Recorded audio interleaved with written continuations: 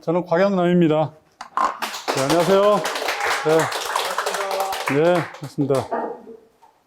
네, 네. 들리세요? 네. 이건 뭐 시험 보는 것하고 비슷하게 마지막 4교시까지 남아가지고 저는 지금 3교시를 하지만 시간으로 봐서는 4교시잖아요. 네, 참 집에 안 가시고 끝까지 남아 계신 것만 해도 뭐 반은 성공했습니다. 네, 저는 공부 뭐 시험 볼 때 참 도망가고 싶은 마음이 참 많았어요. 근데 마지막까지 참고 그것도 훈련이더라고요. 끝까지 인내하고 어떨 때는 이제 점심 먹고 잔 적도 있어요. 어차피 이건 뭐 승산이 없다 생각에 졸음이 이렇게 오더라고요. 그래서 잠깐 잤더니 감독관이 깨우죠. 네. 에이, 그만 일어나고 그래서. 그래서 어쨌든 쓰긴 썼습니다만은 이제 뭐 그때는 한 40점 초반대 나올 때 그때였고요. 이제 조금 기대가 생기면 잠이 안 오죠. 이러다가 합격하는 거 아니야 이거? 근데 로또를 하나 사고 이거를 시험을 보는데 로또가 좋을까 이게 좋을까? 뭐 그런 생각도 좀 해봅니다. 그래서 제가 이제 이번 시험을 이제 전반적으로 이제 보고 특히 3교시에 대해서 제가 고찰을 했어요. 왜냐? 제가 문제풀이를 해야 되니까요. 왜 자세히 보니까 제가 다시 시험 본다면 40점 맞을 수 있을까 싶을 정도로 이게 좀 감이 좀 떨어졌나 싶기도 하고 새로운 문제 그리고 NFP와 이렇게 서로 접목하는 문제 이런 것들이 나왔습니다. 그래서 한 번쯤 공부를 하신 분들은 비슷하게 내용을 쓰면 그래도 좋은 점수가 나올 수 있는데 만약에 이걸 숙지를 안 하셨으면 손대기가 힘들어요. 이제 그런 문제가 있어서 그렇게 어려운 문제는 일회성일까요? 매번 나올까요? 일성이 높아요. 예. 매번 나오는 문제는 기본적인 문제, 이게 가장 베이스, 쉬운 문제라는 뜻이 아니라 모두가 공감하는 문제는 기본 문제예요. 근데 지금 이 문제들은 참 알아야 될 문제이긴 하지만 다시 한번 기술사 문제로 또 나오기는 좀 어려운 것도 있고 그래서 이걸 보면서 소방기술사가 물론 자격 취득이 중요하지만 이런 내용들이 있었구나 그리고 알고서 우리가 일을 해야 되겠구나 뭐 그런 생각도 좀 해보았습니다. 자, 먼저 한번 1번 보겠습니다. 1번이 이제 지하구 문제가 나왔죠. 2번이 액체가연물, 3번이 비상조명 등, 4번이 건축물 관리 법령에서 정한 건축물 구조 형식에서 화재 안전 성능 보강 공법. 이 제목 자체 낯설죠? 네, 그리고 방화지군에 설치하는 드렌처 설비. 그리고 위험물 안전관리법에서 알코올류에 대한 문제가 나왔죠. 이렇게 이제 6문제가 나왔는데, 참, 처음에 고르는 게 중요하죠? 뭐부터 골라야 돼요? 실력이 좋은 사람들은 모르는 걸 잘라내지만, 좀 거시기 한 사람은 일단 아는 거 한 개라도 잡아야겠죠? 하나, 둘, 셋, 네 개까지 잡아보는 거예요. 그게 제일 중요하고요. 자, 1번 번호를 딱 봐서 이거 내가 할만하겠다. 지하구 늘 우리가 했던 얘기구나. 그래서 했는데 그럼 뭐예요? 지하구가 2021년 1월 15일부터 시행이 되었다. 그럼 올해 시행된 거네요. 그래서 지하구의 화재안전 기준 개정의 배경이 뭐냐? 지하구의 화재 특성, 또 소방시설 등의 설치 기준. 화재 특성은 저희가 잘 쓸 수 있어요. 누구라도. 그러나 이제 제정이나 개정 배경은 어디에 나와요? 이게 국가법령정보에 보면 왜 위쪽에 제정, 개정이라는 게 나와요. 그걸 클릭해 보면은 내용이 나옵니다. 그리고 소방시설 등의 설치 기준은 저희가 지하구를 얘기할 때 보통 연소방지 설비를 얘기했죠. 근데 그거 외에 다른 것이 구체적으로 화재안전 기준이 나왔어요. 그럼 뭐 그 안에 뭐 소화기도 있고, 뭐 자탐 설비도 있고 여러 가지가 있겠죠. 그런 내용들이 이제 나오는 겁니다. 그래서 요거를 정말 여기서 원하는 데 쓰면은 한 5페이지 정도 이상을 써야지 나오는 분량이에요. 그렇다면 뭐예요? 제정, 개정, 화재 특성까지 간단한데 설치 기준에서 꼭 주목해야 할 만한 것들을 압축해서 쓰는 것이 이번에 이 문제의 포인트입니다. 자, 출제 의도가 뭐냐? 신설된 지하구의 화재 안전 기준을 숙지했나 이거야. 지금 시험도 중요하지만 1월달 올해 나왔는데 새로 바뀐 거에 대해서 관심이 없다? 이건 좀 아니다 해서 이제 관심 좀 가져라. 그리고 중점사항을 어떻게 논술할 수 있느냐. 이렇게 제정이 됐는데 여기에서 뭐가 중점사항인지 이걸 끌어내는 거죠. 자, 키워드는 지하구 화재안전 기준 제정의 취지를 알아야 돼요. 왜 제정하게 됐나. 그 다음 신설 내용 중 특수사항. 이 화재안전 기준에 바뀐 거에 대한 특수사항을 좀 언급할 수 있어야 되고요. 결론적으로 유관기관과 협조체제를 제안을 해야 됩니다. 우리 화재안전 기준은 바뀔 게 아니라 뭐 경찰서라든지 다른 그 관할 기관들과 연계 관련된 거 그런 내용은 없어요. 그다음에 지하구의 소방시설을 단계적 이미 설치된 거 이런 거에 대해서는 어떻게 할 거냐 이런 거에도 언급이 있어야겠죠. 그렇게 한번 방향을 잡았습니다. 먼저 개요 문제를 보면은요, 지하구가 뭐냐? 부지의 효율적 이용과 환경 개선이고요. 간단한 건 넘어가겠습니다. 지하 공간에 위치하죠? 그럼 지하 공간에 있으면 어떻게 했다는 거예요? 화재 시에 유독가스가 많이 나오고 어디서 불났는지 모르는 거죠. 화점 파악이 어렵다 이거죠. 화재가 발생하면 어떤 문제? 공장도 중단되고 또 중요한 게 뭐예요? 기반 시설들, 특히 여의도 같이 이런 데는 뭐 증권거래소도 있고 각종 중요 시설도 있잖아요. 이게 셧다운 될 수 있단 말이에요. 자, 이런 문제. 그래서 지하구에 대해서 정의를 했습니다. 이 지하구 정의는 이제 많이 하셨기 때문에 전력통신용의 전선이나 가스 냉난방의 배관 또는 이와 비슷한 것을 집합 수용하기 위해서 설치한 지하 공작물이다. 그리고 사람이 점검 또는 보수를 위해서 출입이 가능하다. 이런 문구는요, 저희가 그냥 쓸 수 있어야 돼요. 이런 거는 항상 가지고 있어야 돼요. 지하구가 뭐냐? 그러면 두 줄 정도로 그 다음에 시작하는 겁니다. 이것도 모르고 다른 걸 덤비시면 안 돼요. 단지 여기에 전력 또는 통신 사업용 지하 인공 구조물로서 전력구 또는 통신구 방식으로 설치된 것. 길이가 사라졌죠? 길이에 대한 문제. 뭐 500m 뭐 있었잖아요. 없었단 말이에요, 이게. 이런 기능이 있으면 지하구란 말입니다. 또 폭 1.8m 이상, 높이 2m, 길이 50m 이상인 것. 딱 이렇게만 끝났어요, 이렇게. 그때 이거 뭐 얼마 전에도 나왔던 것 같아요. 폭이 1.8, 높이는 2m. 자, 그다음에 또 한 가지가 국토 이용에 관한 법률 제2조 9호에 따른 공동구. 이것도 지하구라고 합니다. 이렇게 두 가지. 한 가지만 보시면 안 돼요. 자, 이렇게 이제 정의를 먼저 내려주시고 이게 지하구예요. 자, 지하구인데 소방 관계자 KT 화재 엉뚱한 데 뿌렸다. 사람이 못 들어가잖아요, 지하구에. 그러니까 여기 이렇게 맨홀 있잖아요. 여기다 막 물 뿌리는 거예요, 그냥. 이 두 분들은 불을 꺼질 거라고 생각해요. 그냥 내가 해야 할 일을 한다 생각하는 거예요. 내가 해야 돼요, 소방관이니까. 그러니까 뿌리는 거예요, 그냥. 불이 꺼지든 안 꺼지든. 정확한 화점 파악이 안 되는 거예요. 그래서 많은 시간을 했지만 결국은 이제 이게 화재가 진압이 어렵다는 거죠. 이미 화재가 계속 진행되고 있었고요. 자, 지하구 화재안전 제정 개정 배경이 뭐냐? 2018년 11월 24일 KT 아현지사 지하구 화재 사고를 계기로 안전 강화를 위해서 안전기준 강화를 해서 필요성이 대두됐고요. 많은 논의 끝에 이런 게 나오게 된 거죠. 그래서 지하구 내 감지기 성능을 강화하고 연소 방지 설비 설치를 확대하자. 우리 연소 방지 설비에 대해서 화재안전이 있었죠. 자, 연소 방지 설비의 화재안전 기준을 폐지하고 지금 있어요, 없어요?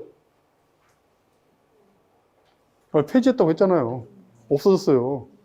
지하구 전용의 화재안전 기준을 전부 개정된 거예요. 그러면 이 연소방지 설비 화재안전 기준을 포함을 해버린 거죠. 이렇게 됐어요. 주요 내용은 용어를 좀 정의했고요. 온도와 발화 지점을 정확히 확인할 수 있는 감지기. 온도와 발화 지점을 정확하게 확인할 수 있는 감지기가 뭐죠? 흰 통로에 들어가는 거. 자, 감지선형 감지기 갖고 온도를 정확히 알 수 있나요? 그럼 뭘 얘기하는 거예요, 결국은? 광케이블 얘기하는 거예요. 광케이블. 네? 그거 할 수 있는 감지기 그밖에 없는. 근데 여기다가 구체적으로 언급하지 않은 이유가 뭡니까? 광케이블 말고 또 더 좋은 게 나올 수 있어요. 그렇잖아요. 그리고 광케이블 선전하면 안 되잖아요, 법에서. 그러니까 어쨌든 이런 거를 딱 규정을 해놓은 거예요. 다른 거 쓰지 마라. 정원식 감지 선형이 좀 비슷하죠? 안 돼요, 이거. 이제 그렇게 이제 넣은 겁니다. 자, 그 다음 소방대원의 진입이 용이하도록 출입구마다 연소 방지에 대해서를 설치했다. 그리고 연소 확대 방지를 위해서 방화벽을 설치했다. 통합 감지시설 설치 세부 기준을 정했다. 이미 있었지만 지하구와 관련된 현행 화재 안전기준 4개를 동시 일부 개정했다. 그러면 저 엄청나게 이 화재 안전기준이 많아요, 내용이. 그러나 답은 어떻게 써야 돼요? 여기에서 언급한 주요 내용 위주로 써주시면 돼요. 한 6가지 되잖아요. 여기 위주로 쓰셔야지 전체를 다 쓰면 5장. 그래서 이게 답을 위한 안내가 아닌가 이렇게 생각됩니다. 자, 지하구 화재의 특징은 케이블 다발이 많이 들어있죠. 케이블 번들. 그 다음에 지하구는 밀폐 공간이어서 일산화탄소가 많이 발생하고 가시도가 아주 떨어지는 거죠. 또 소화 작업이 어렵죠. 그래서 주된 피해는 인명 피해는 거의 없습니다. 왜? 사람이 거의 못 들어가니까. 그러나 사유의 근간이 되는 전력 통신이 마비된다 이거예요. 자, 그래서 이제 그 다음이 소방시설 등의 설치 기준이에요. 이걸 쭉 저희가 이제 책에도 있지만 이 많은 내용을 쓸 수가 없어요. 이걸 다 쓰면 어떻게 돼요? 이 시험은 끝난 거예요. 왜? 시간이 부족해. 절대 그렇게 하면 안 되고 앞에서 했던 화재 안전 규제 특별한 내용 한두 가지 두고 통합감시시설, 연소방지설 이런 것들 여기서 얘기한 거를 써주시는 거예요. 그리고 방화벽이 있었죠. 그런 내용 위주로 쓰시면 돼요. 일단 뭐 간단히 보시면 특별한 것만 소화기구를 7kg 이하.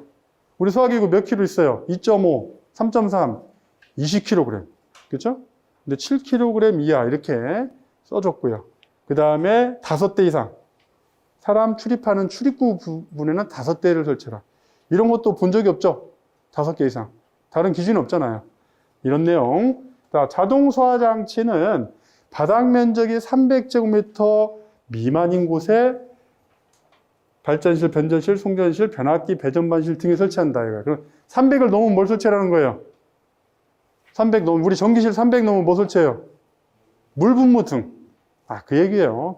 300이 안 넘으면 자동 소화장치를 설치하시고, 300이 넘으면 뭐 해라? 물분무 등 소화설비. 만약에 300이 안 돼도 물분무 등 소화설비 설치했다. 그러면 굳이 이렇게 자동 소화장치는 필요가 없다. 그 얘기입니다. 또 상향이가 설치했으니까. 제어반, 분전반 거기마다 소공간용 소화 용구를 설치해라. 이건요, 우리 전기실에 각종 뭐 큐비클 있잖아요. 큐비클 분전반 있죠. 거기에 소화 설비를 직접 설치합니까? 그 실에다 설치합니까? 실에 설치하지. 근데 여기는 뭐라고 그랬어요?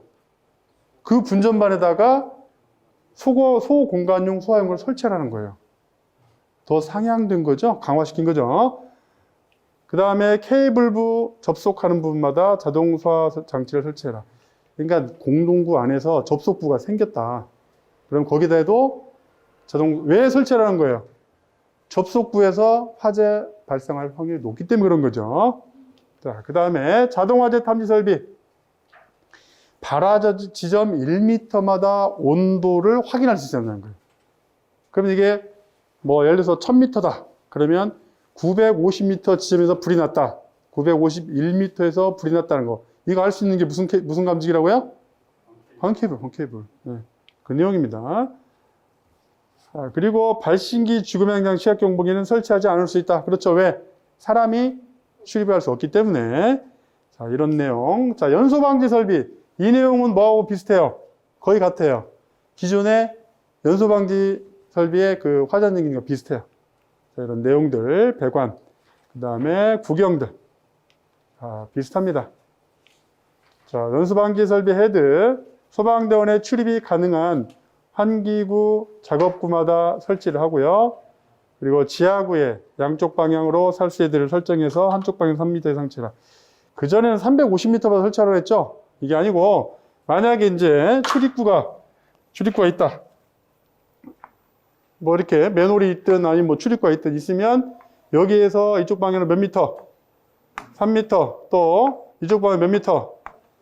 3m. 좀 더 이렇게 구체적이면서도 효율적이지 않을까요? 이렇게 설치하라는 거예요. 그러면 옆에 하나 또 있어. 조그만 200m가 또 있어. 그러면 또 역시 3m 설치하라는 거예요.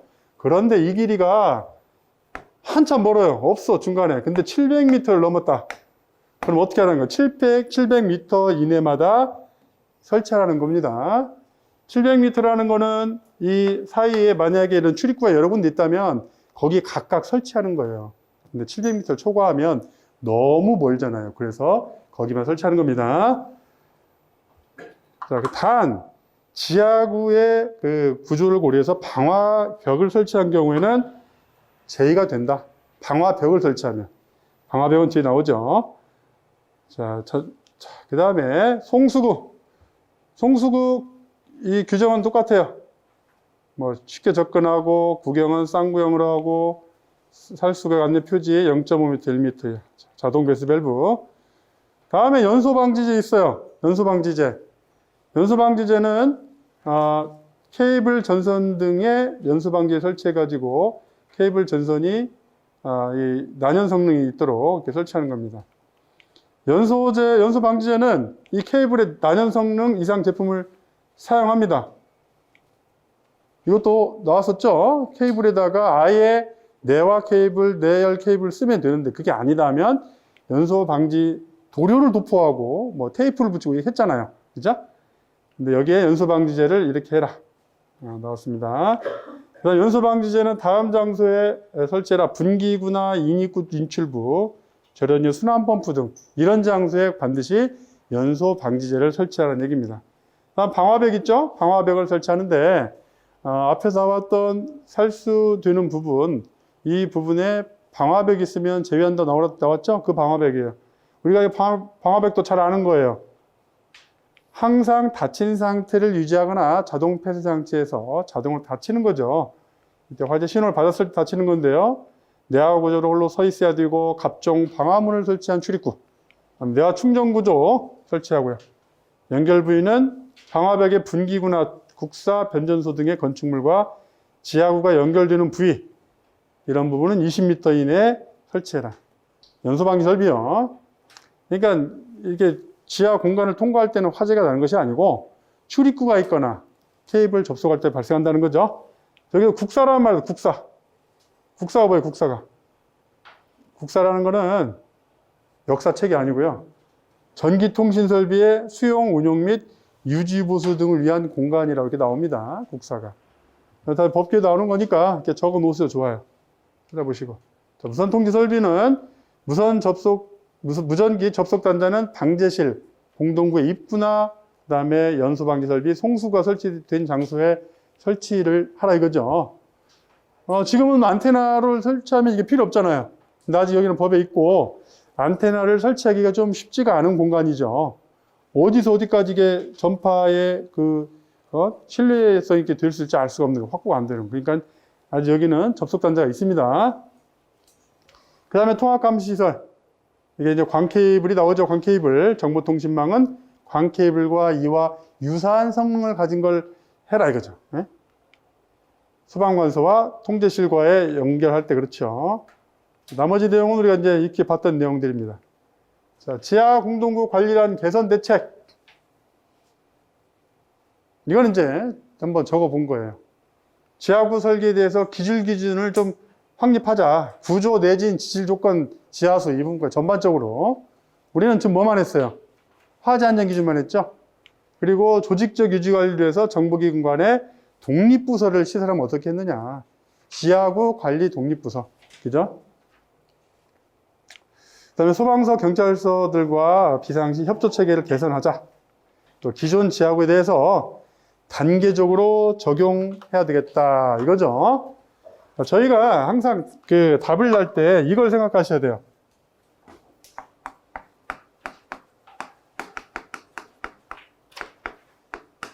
이거 뭐예요? 수미상관. 잘 아시는 내용이죠? 들어봤죠? 못 들어봤어요? 아이고, 오늘 잘 오셨어요, 그러면.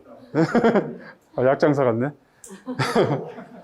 이게 저희가 그 개요 부분에 어떤 내용을 언급했으면 어디서 이거를 맺어줘야 돼요? 결론에서 그래서 이렇습니다라는 걸 해야 되는 거예요. 비록 결론이 뭐 제가 썼지만 좀 그다지 뭐 좋지 않잖아요. 하지만 내가 개요 부분에서 언급을 했으면 결론에서 자기 생각을 적어. 특히 25점 문제는 그렇습니다. 10점은 그럴 필요가 없는 게 많아요. 그냥 내용만 쓰면 되는데 25점에서는 논술이에요.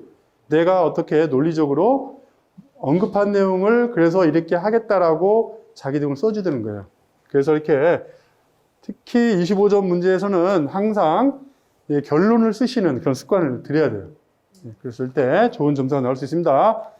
자, 이제 2번으로 넘어갈게요. 2번. 액체 가연물의 연소에 의한 화재 패턴에 대해 설명하시오. 액체 가연물. 응? 액체 가연물, 뭐 석유류 관련된 거 뭐 이런 것들 액체 보통 가연물이잖아요. 근데 석유류 관련된 것들, 제사류 위험물 이런 것들은 쉽게 인지가 되는데 플라스틱은 액체 가연물인가요? 고체 가연물인가요? 일단 고체라고 해야죠. 근데 열 가소성, 열 경화성에서 어떤 게 액체 가연물에 거동을 보여요? 열 가소성이 녹아하고 흘러다니잖아요. 열 경화성은 굳어버리고. 그렇다면 여기에도 이제 그런 걸 언급을 해야 되겠죠. 이거 자체는 뭐예요? 화재 패턴이다 하면 화재 조사에서 나오는 내용이잖아요. 자, 출제 의도가 뭐냐? 액체 가연물 연소에서 화재 패턴에 대해서 알고 있느냐? 그리고 여기에 방화 또는 열 가소성 수지의 화재와 연관성을 잠깐 언급을 하는 게 좋겠다. 왜냐하면 이것만 쓰면 너무 간단한 문제예요. 그래서 한 가지였으면. 자, 키워드는 뭐냐? 액체 가연물 화재 패턴 종류를 알아야 되겠죠? 최소한 몇 개?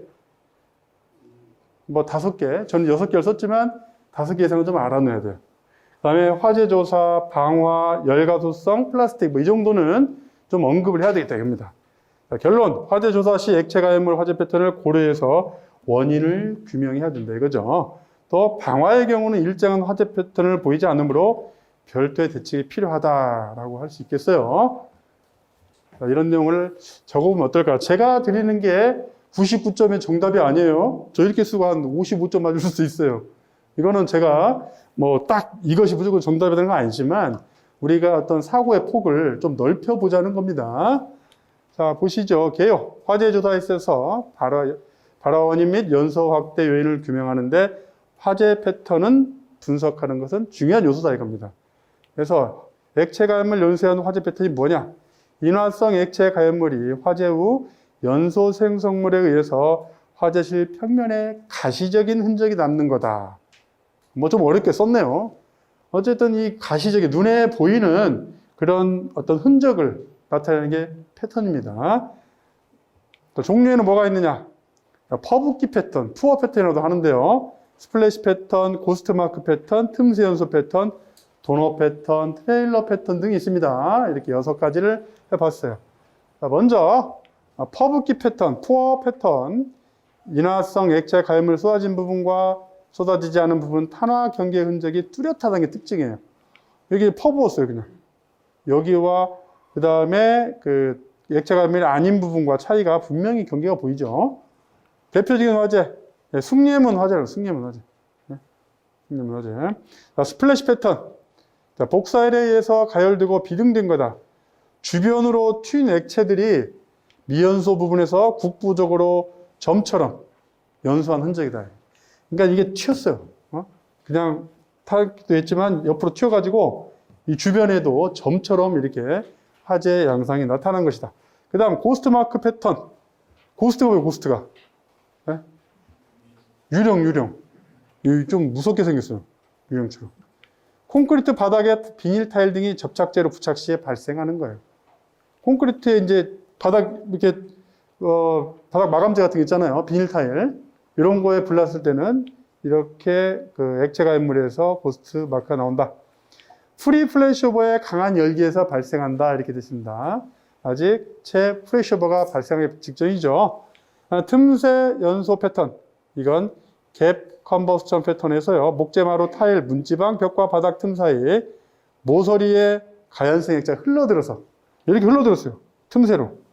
그리고 발생할 때 보통 화재 초기에 발생한다. 여기 만약에 전체가 다 불에 났다면 이거 잘 안 보이겠죠. 근데 이제 꺼졌어요. 보니까 이렇게 틈새로 액체 가연물이 이동하면서 발생했다는 겁니다. 그 다음에 도너 패턴.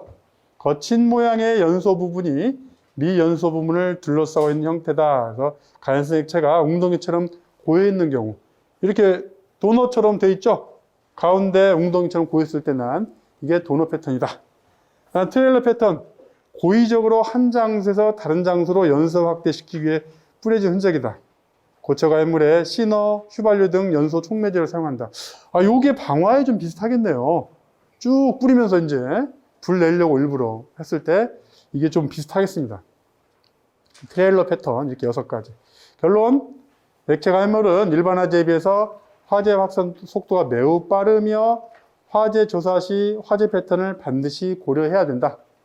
그리고 방화에 의한 화재는 예상하기도 힘들고 정형적인 화재 패턴을 적용하기 어려워서 별도의 대책이 필요하다. 화재 조사에 있어서.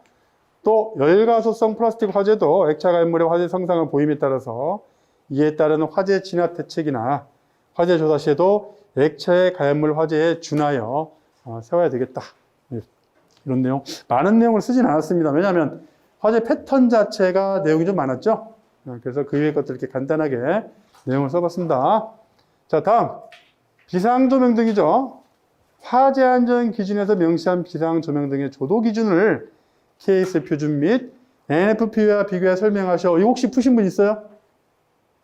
이거 푸신 분 있으면 제가 건의해가지고 합격시켜드리려고. 네? 아이, 아깝네. 그냥 제목만 쓰고 그냥 이렇게 좋은 문제도 하고 쓰고 나오시지. 이게 일단은 화재 안전 기준을 명시한 비상 조명 등의 조도 기준을 어떻게 좀 쓸 수 있겠죠. KS 표준의 조명 기준, 그리고 NFP의 기준. 이거는 빨리 버리시고 다른 문제를 선택해야 되겠습니다. 하지만 여기에서 도대체 뭔 내용 때문에 화재 안전 기준과 비교했느냐 봐야 되겠습니다. 자, 출제 의도는 비상조명 등의 설치 기준이 일관적이지 않다는 것을 이제 나타낸 거예요. 그리고 화재 안전 기준과 국내 그리고 NFP와 비교해서 대책을 마련하자. 키워드는 비상조명 등 조도 기준, 배광 번호가 나옵니다. 그 다음 조명 균일성, 또 암수능, 유지 시간. 이런 게 다 NFP에 다 나온답니다. 이게 나와요. 그리고 결론은 뭐냐? 일관적이고 실제 피난에 필요한 조도 기준이 필요하다. 뭔가 문제가 있으니까 나오겠죠? 이게 또 배광 번호를 고려한 설치 간격 및 높이를 고려한 시공을 하자. 제가 이 문제를 보면서 이게 설계할 때 이걸로 반영해야 되겠다는 생각이 들었어요. 정말 필요한 내용이에요. 이게 어디에 이런 내용이 나와요? 뭐 소방기술모가 1권에 뭐 당연히 나오죠. 비상조명 등. 하지만 이것 갖고는 안 돼요. 다 풀 수가 없어요. 화재안전기준 해설서의 내용이 나와요.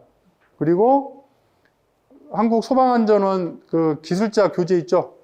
거기에 보니까 이런 문제가 나왔어요. 저희가 도서관에서 공부할 수 있는 건 한계가 있다는 거예요. 좀 더 이렇게 폭을 넓혀야 돼요. 자, 개요. 비상조명 설비는 화재로 인한 상용전해 차단 시 피난을 위한 최소한의 조도 유지를 위해서 설치하는 것이죠. 비상조명 등은 피난 후의 균일한 조도 기준을 제시하지 않아서 실제 피난의 혼란에 우려가 있다. 자, 조도와 관련해서 비상조명 제품의 배광 번호가 다양해서 관련 기준에 적절한 성능 유지하기 위해서는 제품 선정 시 배광 번호와 설치 높이를 고려해야 된다. 이제 갈수록 미궁에 빠지네요, 이게. 뭔 내용인지, 그죠? 보시죠. 저에게 화재 안전 기준이에요, 이게. 이건 아셔야죠. 비상조명 등 바닥에서 몇 룩스? 1룩스, 1룩스. 설치된 장소의 각 부분의 바닥. 설치된 장소의 각 부분의 바닥에서. 그 다음, 도로 터널에서는 차도 및 보도의 바닥면의 조도는 얼마예요? 10룩스 이상. 그 외의 모든 지점은 1룩스. 그죠? 차도와 보도는 10룩스가 나와야 되고요. 얘 주변에 뭐 이렇게 뭐 시설물이 있다든지 한쪽에 뭐 가상 주차대 이런 데는 몇 룩스? 1룩스. 그다음 고층 건축물에 있는 화재 안전 기준. 피난 안전 구역은 바닥에서 얼마? 10룩스예요. 그 비상조명 등이 점등되는 경우 각 부분의 바닥에서 조도는 10룩스. 자, 1룩스 나왔죠? 1룩스 나왔죠? 또 10룩스가 나왔어요. 그럼 이게 도대체 왜 이렇게 다 다른지. 그렇죠? 자, 이게 비상조명 등이에요. 두 가지가 있죠? 하나는 뭐예요? 자체 내에 뭘 가지고 있어요? 네, 배터리가, 축전지가 있어요. 예비전원. 저희는 이제 배터리가 있다 이렇게 하지 마시고, 배우신 분이 또 그렇게 말씀하시거든요. 예를 들어서 뭐 축전지가 있다든지, 예비전원을 내장한 비상조명. 그렇죠? 또 하나는 뭐예요? 여기서 비상전원, 이건 뭐예요? 비상전원이. 비상발전기나 전기저항장치, 그죠? 또는 축전지 이런 거겠죠? 보통 비상발전기죠. 그걸 통해서 이거 자체에는 축전지가 없고 발전기가 안 되면 안 되는 거예요. 이런 두 가지 타입이 있죠. 어떤 게 좋아요? 1번, 2번. 네. 저희는 이제 이게 소방용품 1번이 좋다고 해야죠. 이 개구리 등이죠, 개구리 등. 미관상 잘 설치 안 하죠? 자, 화재 안전 기준에서 비상조명 등을 이제 이렇게 했고요. 그 다음에 KS 조도 기준. KS 조도 기준은 이렇게 됩니다. KS 3011을 보니까 활동 유형에 따라서 어두운 분위기, 뭐 잠시 동안 단순한 작업장, 시작업이 빈번하지 않은 작업장, 이렇게 이제 나눴어요. 저희는 어디를 봐야 돼요? 모든 등이 다 꺼졌으니까. 일단 어두운 분위기에서 보시는 거예요. 거기에서 피난에 도움 될 정도로만. 그래서 보니까 조도 분류를 A, B, C 등급으로 나눴어요. 그래서 조도 범위가 평균으로 4룩스나 10룩스죠. 그럼 저희가 1룩스와 10룩스를 얘기했으면 이 두 개겠네요. 이런 장소에 들어가는 것이 공간의 전반적인 조명을 간다는 거예요. 그럼 이 밑에 또 있어요. 조명 조건이 또 더 밝은 장소 이런 데는 뭐 몇백 룩스도 되죠. 300룩스 이렇게 됩니다. 근데 우리가 생각하고자 하는 거는 이런 어두운 분위기. 여기서도 이제 국내 기준은 KS에 이렇게 돼 있다 이겁니다. 근데 이거 보니까 우리나라의 조도 기준은요, 미국의 조도 기준을 원용한 일본의 규격을 그대로 따른 거래요. 참, 여기서도 또 외국의 거를 이제 의존했네요. 자, NFP의 비상조명 조도 기준 보겠습니다. 여기는요, 탈출 수단을 위한 비상조명 시설에서요, 출구에 접근하는 부분과 출구 배출하는 부분에 이렇게 했어요. 거기에 설치하는 기준인데요. 최소한 조명의 에너지원이 변화된다. 이게 뭔 뜻이에요? 상용전원에서 비상전원으로 넘어갈 때 10초 이하의 지연 시간만 허용한다. 그러니까 10초 이내에 빨리 불이 켜져야 한다는 얘기죠. 저희 어때요? 축전지에 한 거는 얼마 만에 켜져요? 뭐 한 0.5초, 1초 만에 켜지죠? 근데 축전지가 아니라 비상발전기에 의존한 건 몇 초 만에 켜져요? 20초면 많이 봐준 거네요. 거의 뭐 20, 30초 걸리죠? 예. 네. 그럼 여기 10초 이하예요. 그럼 문제가 있어요, 없어요? 그리고 문제가 있네. 자, 시스템 성능은 유지시간, 비상조명이 정상 조명의 장애가 발생된 경우 1시간에서 2분의 1시간, 약 1시간 30분에서 1시간 동안은 유지가 돼야 된다. 또 경로를 따라 측정해서 평균 10.8룩스 이상, 10.8룩스 또 어느 지점에서나 1.1룩스 이상의 초기 조명을 제공하자. 그러니까 경로를 따라 우리가 피난하는 경로는 얼마 이상이라고요? 10.8룩스고 어느 지점에서나 1.1룩스예요. 아, 여기에 있었네, 이런 게. 그리고 피난 시 조도는 감소할 수 있으나 최대 대 최소 조명 균일성 비율은 2시간 동안 40대 1 이하. 요게 좀 특별해요. 조명 균일성이다. 최대 우리가 사용하고 있는 300룩스 여기 사용하겠다. 예를 들어서 그러면 40대 1 이하다. 그러면 얼마예요? 몇 룩스 해야 돼요? 한 약 최소한 7룩스, 8룩스는 돼야 한다는 얘기죠. 갑자기 어두워지면 안 된다는 거예요. 그 정도의 것도 여기 이제 반영을 해 놓은 거예요. 자, 라이프 세이프 코드에서는요, 여기에 어떤 그 조명 장치 한 개가 조명 등이 고장날 발생했을 경우에도 어떤 지역에서든지 조도가 1룩스 미만으로 감소되지 않아야 된다 이거예요. 이건 페일 세이프 개념까지 넣은 겁니다. 자, 그래서 이제 문제점이 뭐냐? 비상 조명 등 화재 안전 기준에서 서로 다른 두 가지 기준을 명시했다는 것 자체, 그리고 피난로 전체를 조도가 아닌 비상 조명 등이 설치된 장소의 조도로 표기하다 보니까 피난에 필요한 조도가 부족하다. 또 설치 간격 기준이 없어요. 비상 조명 등 설치 간격 기준이 있어요, 없어요? 없죠. 이게 없단 말이에요. 또 비상 조명 등의 이 조도 시험 내용을 한번 보니까 이런 내용이 있습니다. 수평거리와 배광번호라는 게 있어요. 자, 이걸 보니까, 자, 이 내용을 잘 좀 이해를 하셔야 돼요. 이거는 다 자료가 나온 내용입니다. 저희가 목표가 몇 룩스예요? 1룩스죠, 1룩스. 아, 2룩스 이건 그만두고 이제 1룩스만 보자 이거죠. 근데 2룩스를 확보하기 위해서는요, 최소한 2m, 3m, 4m에서요, 설치 간격이 1.8m마다 설치가 돼줘야지 이게 1룩스가 나온다는 거예요. 근데 배광번호가 34번처럼 높은 거는요, 약 3.7m가 떨어져도 일룩수가 나오는 거예요. 자, 그럼 뭔 얘기예요? 배광번호가 높으면 좀 간격이 멀어도 된다는 거예요. 그러면 가만 보니까 조명등에 다 배광번호가 있었다는 거죠. 근데 그거를 감안하지 않고 그냥 설치했다는 것이 문제라는 거예요. 이 조명등, 형광등은요, 자, 백열등은 수평면 조도가 0.5 내지 1.0 룩스고요. 형광 램프는 1.0 및 2.0 룩스란을 적용한다는 거예요. 등마다 다른 거죠. 근데 저희는 그런 명확한 구분이 없었다는 거예요. 그래서 번호가 높을수록 수평거리를 길게 할 수 있는 거죠. 자, 시중에 있는 제품들은 배광 번호도 거리도 다양하고 배광 번호도 다양하고 수평거리가 표시되어 있어가지고 실제 설계 감리 시공할 때 이걸 정확하게 반영을 못했다는 거죠.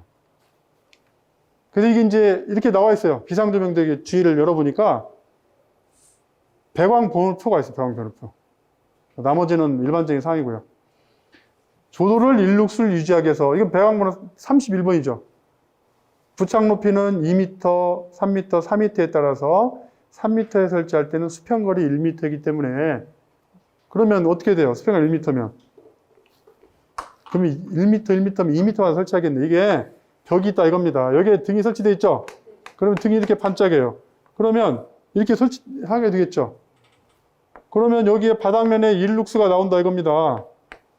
그러면은 이 배광 번호에 따라서 높이가 2m일 때는 최소한 얼마마다 설치해야 돼요? 1.8m 설치한다는 거예요. 1.8m. 이게 그거밖에 안 된 거예요. 그러면 계속 설치를 해줘야지 확보할 수 있다는 거예요. 이거를 모르고 했다 이거지. 자, 그래서 평상시 조도가 3에서 400 룩스에서 갑자기 비상조명등으로 전환되어갖고 1룩스가 된다면은 암수능 시간이 필요하다. 암수능. 밝은 데서 어두운 데로 들어갔을 때 눈이 적응할 시간이 필요하다는 거예요. 그래서 그 차이가 너무 심하면 안 된다는 거죠. 자, 제실자의 조기 피난을 위한 조도 기준은 최소 10룩스 밝기로 하고 피난지 암수능 시간의 증가 및 피난 장애를 최소화할 필요가 있다. 이런 내용입니다. 그렇지만 현실적으로 1.8m마다 설치하기 어렵다. 그래서 이제 저희 법에 보니까 거실의 각 부분으로부터 하나의 출입구에 이르는 보행거리가 15m 이내인 부분 면제가 됩니다. 비상조명등이. 그러니까 15m 정도면 충분히 피난할 수 있다고 보는 거예요. 그래서 최소한 우리가 15m 이내마다 비상조명등을 설치해야 되겠다. 그리고 1룩스 이상의 밝기가 될 수 있도록 배광 번호가 높아야 낮아야 돼요. 높아야 되죠. 그리고 높이 제한. 3m가 됐든 2m 됐든 배광 번호를 부여할 때 나온 제한을 하겠다. 참 좀 비교적 신선한 내용인데 별로 알고 싶지 않았던 내용인데 알고 보니까 필요해요. 필요하잖아요. 그러면 다음에 이제 비상조명등 이런 문제가 똑같이는 안 나올 거예요. 그렇지만 비슷하게 언급이 되고 또는 이 문제가 직접은 아니라 피난과 관련된 내용을 쓸 때 우리가 현재 설치된 비상조명등은 이런 것을 고려하지 않았다는 내용을 써주면 되겠죠. 이미 한번 나온 문제는 다음 출제자도 이거를 기억을 합니다.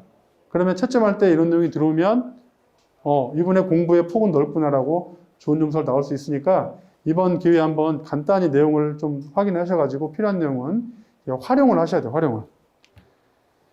자, 그 다음에 이제 건축물 관리 법령에서 정한 건축물 구조 형식에 따른 화재 안전 성능 보강 법령, 보강 공법. 이거 말도 좀 하기 힘드네요.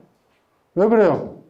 흔한 문제가 아니었어요. 그리고 이게 법이 바뀐 지가 얼마 안 됐죠? 2020년도에 나왔던가요? 그러다 보니까 이게 좀 생소해요. 근데 여기에 필수 적용 및 선택 적용 항목을 쓰래요. 또 1층 상부 화재 확산 방지 구조 적용 공법에 대한 시공 기준을 쓰랍니다. 자, 일단은 뭐 필수 적용, 선택 적용 항목을 이게 뭔 내용인지 모르면 쓸 수가 없죠, 이거는.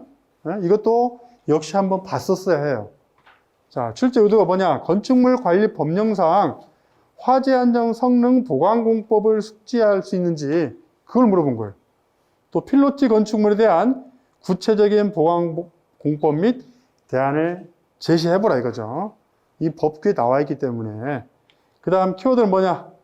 이 개념을 알아야 되겠고요. 필로티 주차장, 상층부 화재 확산 방지. 윈도우 스프링클러도 넣어봤어요. 윈도우 스프링클러. 윈도우 스프링클러는 지금 어디에 쓰고 있어요? 서울시. 네. 누가 서울시로 하셨어요? 어이. 예. 이번에 좋은 점수 아니에요? 아, 이런. 기대해 보세요. 어쨌든 윈도우 스프링클러 필요하다는 거죠, 이게. 상층 화작산. 자, 결론은 뭐라고 쓸 거냐? 필로티 주차장 적용을 필로티에 주차장 설치하는 걸 좀 자제하자 이겁니다. 그리고 스프링클러 헤드를 설치하자. 필로티 주차장에도. 기존의 필로티 주차장에 대해서 천장 재료를 좀 보강하고 강화하는 단계로 가자 이겁니다. 자, 개요를 이렇게 썼습니다. 대부분 필로티 구조 건물은 필로티를 통해야만 출입이 가능한 구조로 주차장을 사용할 경우에 차량이 연쇄적으로 소외가 되고 짧은 시간에 전체적으로 필로티의 화재가 확산된다. 그래서 이런 건물 상층으로의 연소 확대를 방지하자 이겁니다. 1층 상부, 필로티 상부, 외벽 마감재를 교체하도록 하고 일반 건축물은 스프링클러 또는 외벽 마감재를 교체해서 화재 성능을 향상시킬 수 있도록 법안을 마련해야겠다. 필수 적용 사항과 선택 적용을 통해서 현장을 적용하는 데 있어서 선택의 폭을 넓혀서 보강 공법을 반영하도록 했다 이겁니다. 필수도 있지만 선택도 있어요. 이게 뭐예요? 어디 화재예요? 우리가 잘 알고 있는 건데 제천. 네, 제천 화재. 그때 필로티에서 불이 났죠? 천장이 어떻게 돼 있었어요? 그 동파방지용 열선이 거기도 불이 났어요. 그래서 이게 보니까 드라이비트가 이렇게 생겼다 이겁니다. 건물 벽에서 그 사이에 뭘 넣었어요? 스티로폼, 단열재. 그리고 시멘트 몰타를 얇게 발랐어요. 그래서 이게 스티로폼이 불이 나면 어떻게 돼요? 순식간에 번지게 돼서 밖에서 물 뿌린다고 꺼져요, 안 꺼져요? 안 꺼지죠? 이건 다 타야지 끝나는 거예요. 이런 것이 문제가 있다는 거죠. 그래서 이런 문제를 개선하기 위해서 나온 겁니다. 필로티 주차장. 이게 거기에 나온 건축물 구조 형식에 따른 화재 안전 성능 보강 공법이에요. 자, 필수 적용이 있고 선택 적용이 있죠? 그쵸? 요걸 무조건 해야 돼, 이건. 뭐냐? 필수 적용에서도 필수 한 가지가 있고요. 나머지는 선택이 있어요. 이건 대학교 뭐죠? 수강 신청 같네? 1층에 필로티 천장 보강 공법은 무조건 해야 돼요. 그런데 이렇게 하나, 둘, 셋, 넷, 5개 캔틸레버 수평 구조, 화재 확산 방지 구조, 외벽을 준불연 재료, 또 옥상 드렌처를 설치하고 이 중에 하나 고르면 되는 거예요. 1+1이에요. 그 다음에 선택 사항은 일반 건축물에는 스프링클러 또는 간이 스프링클러 설치하자. 어디에 설치해야 돼요? 화재 필로티 거기 주차장에 설치해야 되는 거죠. 또 5개 피난계단 설치하고 이런 식으로 방화문이라든가 하향지 피난구 등을 설치해야 되는 겁니다. 자, 이 내용에 세 번째 부르는 게 그거, 두 번째 부르는 게 그거 있죠. 1층 상부 화재 확산 방지 구조 적용의 공법에 대한 시공 기준. 이걸 쓰라는 거 있어요. 1층 필로티 기둥 최상단을 기준으로 2500mm 이내에 적용된 단열재를 포함한 외부 마감재를 완전히 제거한다. 그리고 단열재를 포함한 가연성 외부 마감재로 제거 부위에 마감은 두께 155mm 이상의 불연재료. 아주 간단한 답이네요. 아이고, 이걸 알았으면 썼는데, 그쵸? 뭐예요, 이거 이렇게 기둥이 이렇게 있잖아요. 그리고 여기 주차에 차가 이렇게 이제 돼 있어요. 그러면 외벽 부분 있죠? 이렇게 필로티 올라간 외벽 부분. 몇 미리? 2500mm니까 2.5m네요. 이만큼 단열재 어떻게 하라는 거예요? 완전히 제거하고, 그리고 이 부분에 불연재료로 된 155mm 이상의 불연재로 바꿔달라는 거죠? 그렇죠? 그럼 여기에 뭘 쓰면 돼요? 불연재료 된 걸 보강해서 돌을 붙여도 되고, 그렇죠? 하여간 불연재료 쓰면 됩니다. 이 부분을 교체라는 얘기예요. 요것만 썼으면 됐는데, 그렇죠? 결론. 필로티는 주차장으로 활용을 자제하고, 그리고 스프링클러 설비를 의무화하고요. 만약에 주차장 쓴다면은 창문에는 윈도우 스프링클러를 쓰자. 창문에. 창문이 여기 있다가 위에 창문이 하나 윈도우 스프링클러 여기다 어떻게 해요? 스프링클러를 이렇게 설치하는데 몇 미터 이내? 0.6m 이내 설치하자 이겁니다. 그럼 창문에 충분히 물을 뿌려줄 수 있겠죠? 이게 서울시 지침에 있어요. 그래서 서울시에 있는 모든 건물들 다 이렇게 짓고 있습니다, 현재. 이런 내용을 써주자 이겁니다, 여기에도. 그리고 필로티의 출입문은 항상 닫힌 상태를 유지하고요. 방화문으로서 꼭 별도의 비상구가 있어야 되고 화재 경보 장치를 설치하자. 기존 건물에도 어떻게 하자 이거예요. 기존 건물들도 이런 식으로 1층 상부에 화재 확산 방지 구조를 만들자 이겁니다. 그러면 좀 상부로 확산되는 걸 막을 수 있겠죠. 자, 이런 내용을 법에 나온 거에 대해서 저희가 고찰을 하고 표현을 하시면 되겠습니다.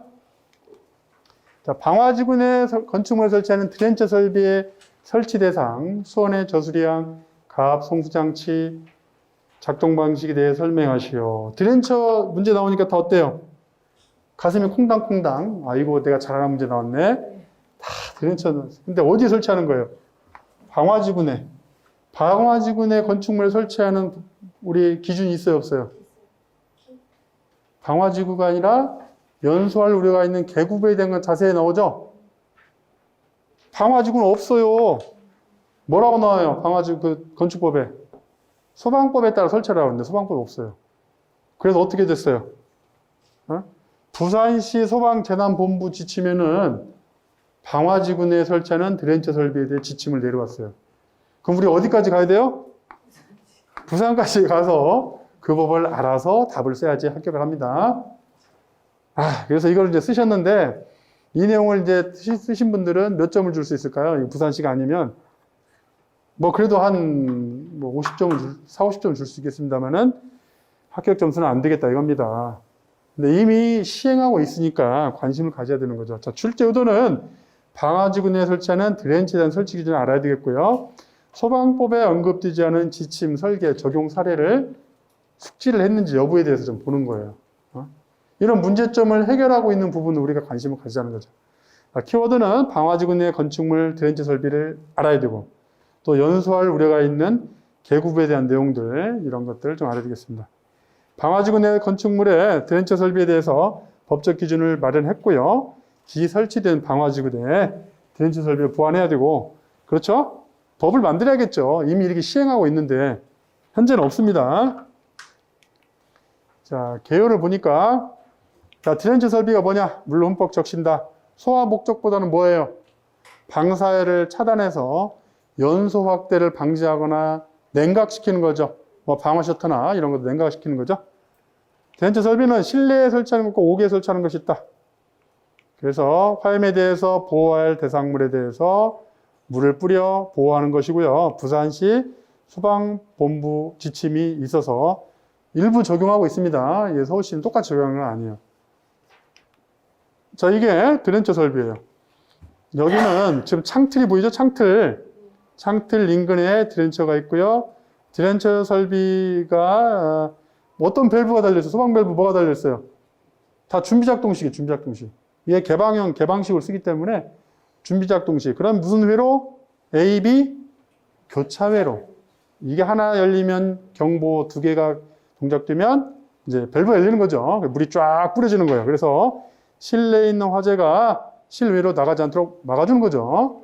이게 이제 수평형, 수직형입니다. 드렌처 헤드입니다. 자, 설비의 종류.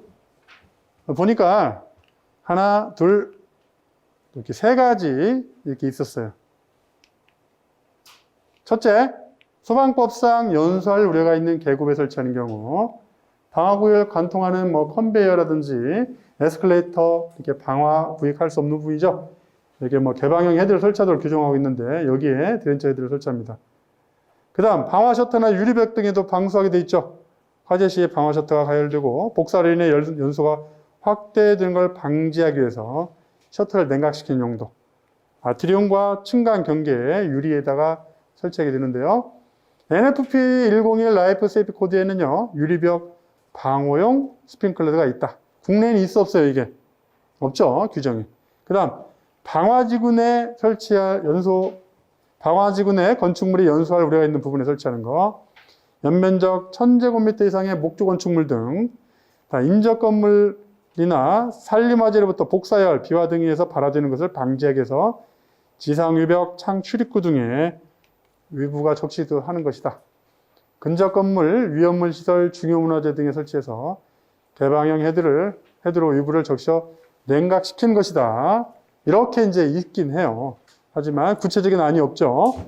자, 방화지구 내 건축물에 설치하는 드렌처 설비의 설치 대상이 1000제곱미터 이상 목조 건축물이나 연설 우려가 있는 부분. 1층 몇 미터? 인접권 동일되지 않는 두 동 이상 건축물. 1층은 3m, 2층 이상은 5m 이상, 5m죠. 이내. 연소화 우려가 있는 창문에는 소방 법령이 정하는 기준에 적합한 드렌처 설비를 설치해라. 이렇게 말은 나왔어요. 자, 이 그림 보시면은, 자, 1층은 3m요, 2층은 5m라. 여기다가 드렌처 설치했죠? 그리고 갑종방음을 설치했어요. 그러면 드렌처 필요 없습니다. 또, 환기구멍에 방화 커버 또는 그물론이 2mm 이하인 금속망을 설치하면 가능하다. 자, 이와 같이 연소할 우려가 있는 부분에 대해서는 화재 방호를 해야 되겠습니다.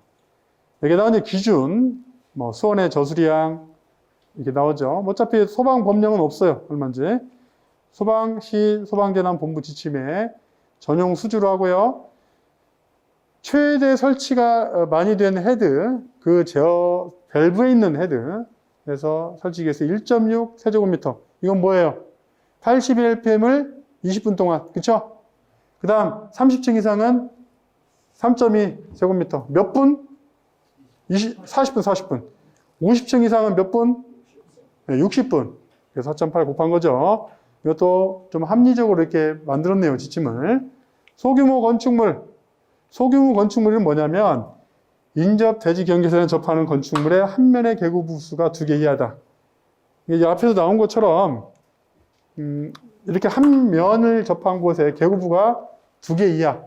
여긴 벌써 3개니까 이건 소규모 건축물이 아니네요. 이럴 경우에는 어떻게 하느냐. 이럴 때는 그냥 간이 스프링클러 설비로 설치해도 된다. 이때 2개의 헤드에서 최소 10분 이상 방수할 수 있는 양이다. 되게 작죠, 이거에 비해서는. 시간도 10분이고 헤드도 2개, 기준계수 2개밖에 안 잡았죠. 이렇게 해야 됩니다. 그 다음에 가압송수장치 이렇게 있어요. 펌프는 전용으로 하고 취대껏 또 가압송수장치 이것만 허락이 돼요. 펌프하고 고가 수조만 듭니다. 압력 수조내 가압 수조 이런 건 없어요. 2가지만 허용했어요. 소규모 건축물. 드렌처 작동 방식은 자동 개방 방식이 있고 수동식 개방. 자동 개방은 당연히 감지기에서 되겠죠. 2가지예요. 감지기의 작동이나 폐쇄형 스프링클러 헤드가 개방됐을 때 제어 밸브가 열리도록 한다. 이건 무슨 설비죠? 스프링클러에서 폐쇄형 헤드 열릴 때 건식 그렇잖아요. 건식 헤드 열리면 열리잖아요. 이렇게 2가지가 있네요. 자, 수동식 기동 장치에 따라서 할 수 있습니다. 예를 들어서 24시간 동안 관리인이 근무하는 건축물이나 이렇게 자동으로 하는 거에는 수동도 개방할 수 있도록 하라 이거죠. 우리 준비작동식도 그렇죠. 준비작동식 수동 개방 밸브 뭐예요? 수동 개방 밸브. 준비작동식에서 SVP. 그게 안 나오네요. 네. 그런 것처럼 여기도 이제 하라 이거예요. 수동도 되지만 자동도. 자. 나머지 내용은 이제 보시고요. 부착면의 높이는 바닥으로부터 5m 이하로 한다. 드렌처. 5m가 넘어가면 어쨌다는 거예요. 바닥에 균일하게 뿌려질 수가 없어요. 다 흐트러지니까 5m 이하로 설치해라 이거죠. 결론. 방화지구 내에 설치하는 드렌처 설비에 대한 소방법상 기준이 시급하다. 그쵸? 이미 지침으로 활용하고 있는데 법에서 빨리 만들어줘야겠죠.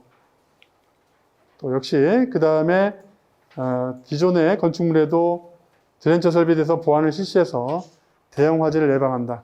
이 방화지구 이런 쪽은요, 화재가 나면 어때요? 특성이. 그 건물만 타나요?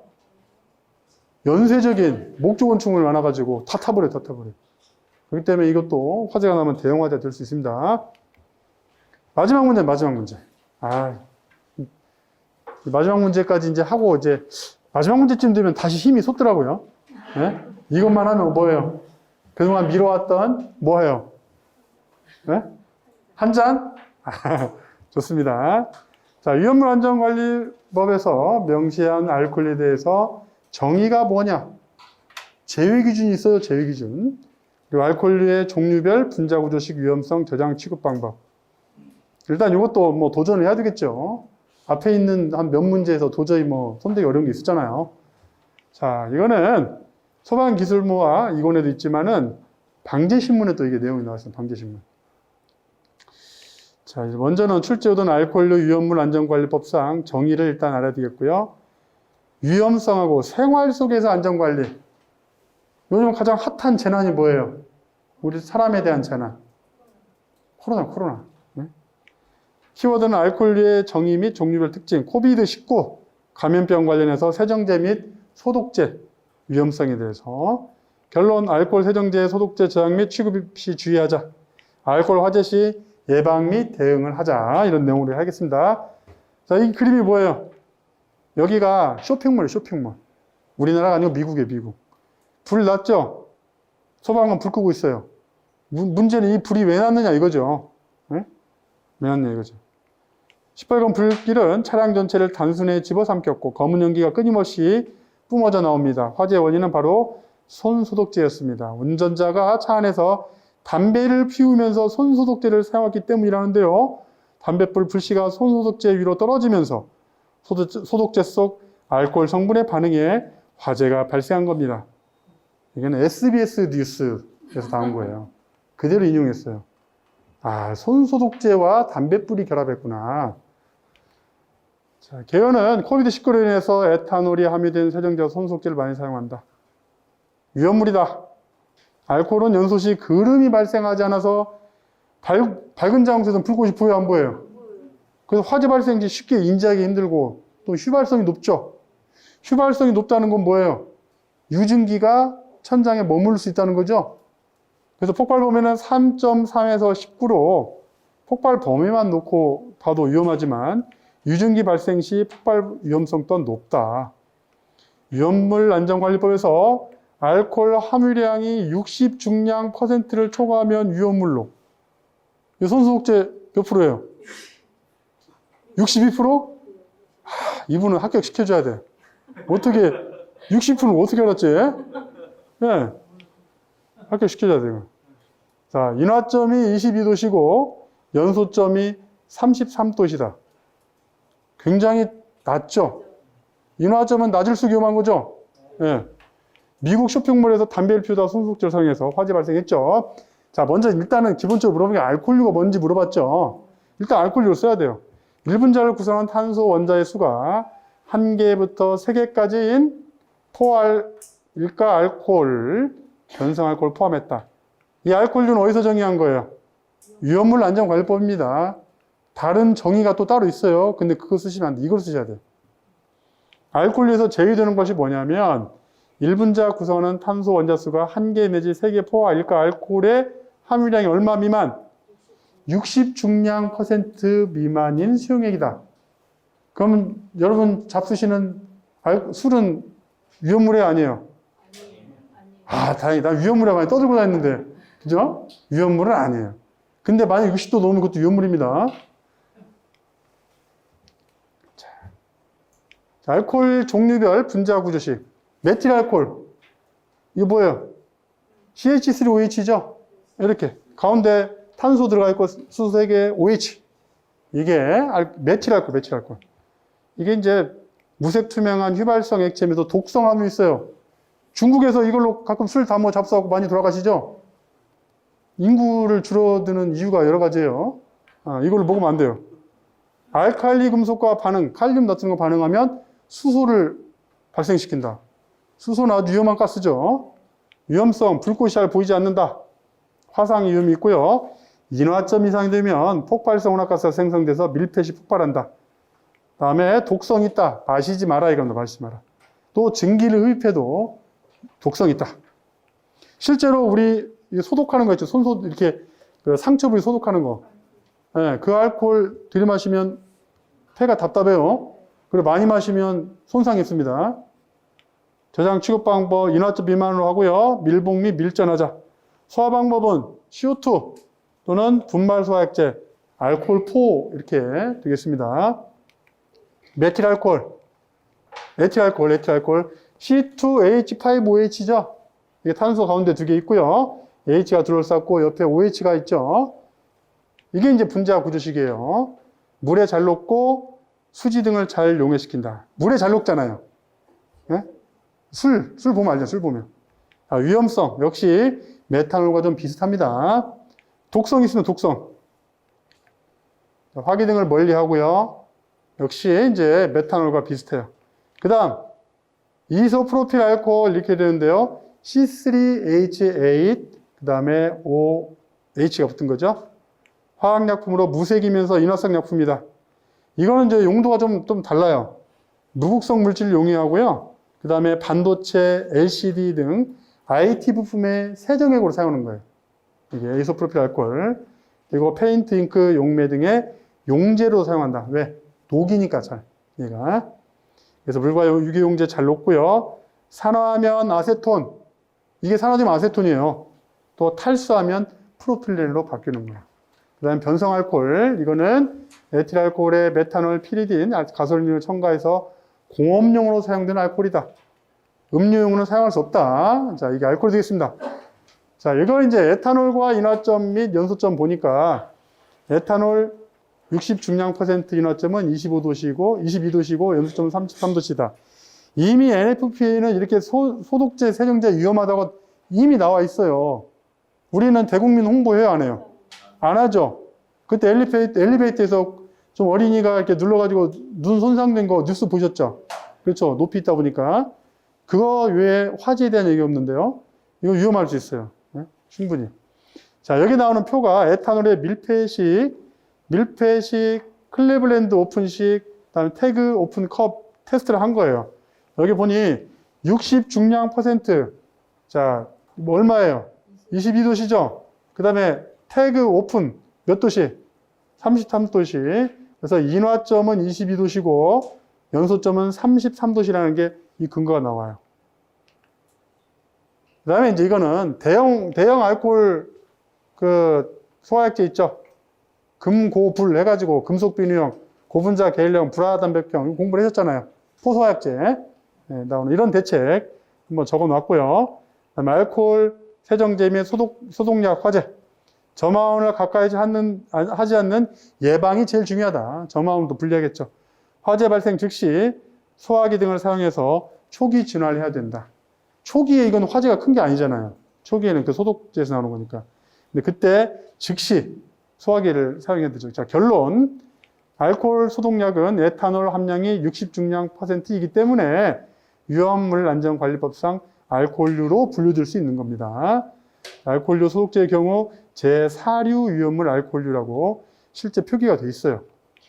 그리고 세정자 소독제는 휘발성이 높고 인화점이 낮은 물질이어서 화기를 피하고 주기적 환기나 차량용 소화기 등 차량에서는 이걸 비치해가지고 화재를 진압해야 되겠습니다.